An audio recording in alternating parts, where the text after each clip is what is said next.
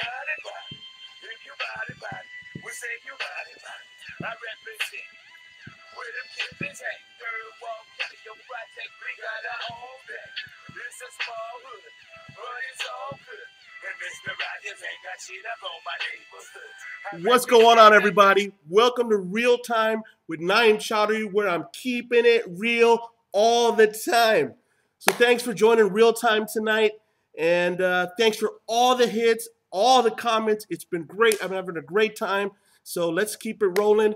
So basically what Real Time wants to talk about tonight is how we always jump to conclusions and make judgments without the facts, and usually making decisions based on emotions. So, one thing is, being part of the general population, two things in the news that, recently been going on is, first of all, I want to talk about is the trial that went down for the case of Caylee Anthony. For if you guys don't know, Caylee Anthony was that sweet little 2-year-old girl whose skeletal remains were discovered on December 11th of 2008, almost 5 months after she was reported missing by her grandmother.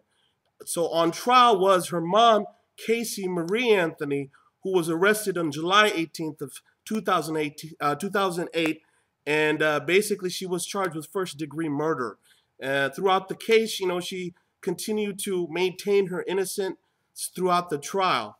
So I watched the whole trial, and basically from my own emotion, I had seen, the character of, Casey Anthony, and basically, she was, a known liar. She had contradicted her statements, flip-flopped on testimony, and just basically bizarre, erratic behavior in relationships.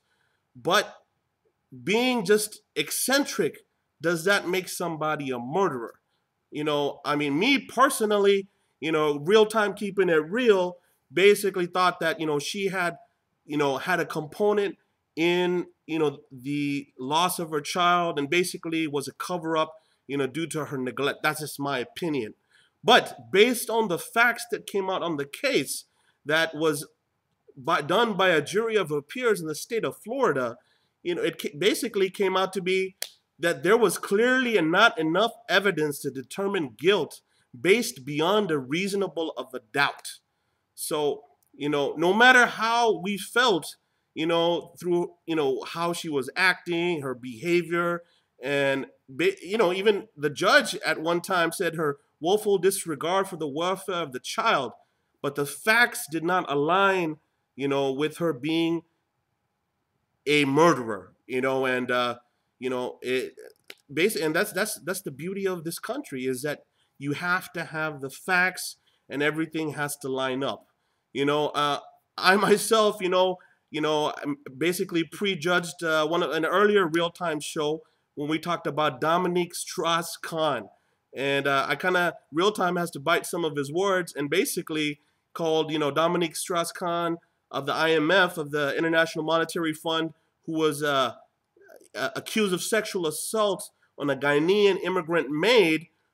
It came out on June 30th in the New York Times that the case was on the verge of collapse because the credibility of the alleged victim had almost fell apart, because the individual who was, had the case against Strauss-Kahn had constantly lied to the grand jury about events surrounding the alleged attack.